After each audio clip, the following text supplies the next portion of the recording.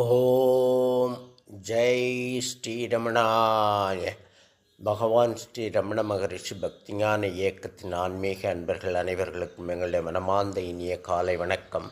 இன்று நவம்பர் 17 திங்கட்கிழமை. கருத்தரங்கம் இரண்டாவது அழைப்பு. நம் காணொளி ஏற்பாடு செய்ய இருக்கும் இரண்டாவது அழைப்பாகும் இது.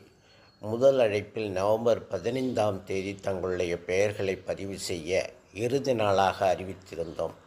அன்பர்களின் வேண்டுகோளுக்கிணங்க அந்த காலக்கெடுவை டிசம்பர் 20ஆம் தேதி வரை நீடித்து கருத்தரங்க அமைப்பாளர்கள் முடிவு செய்துள்ளார்கள்.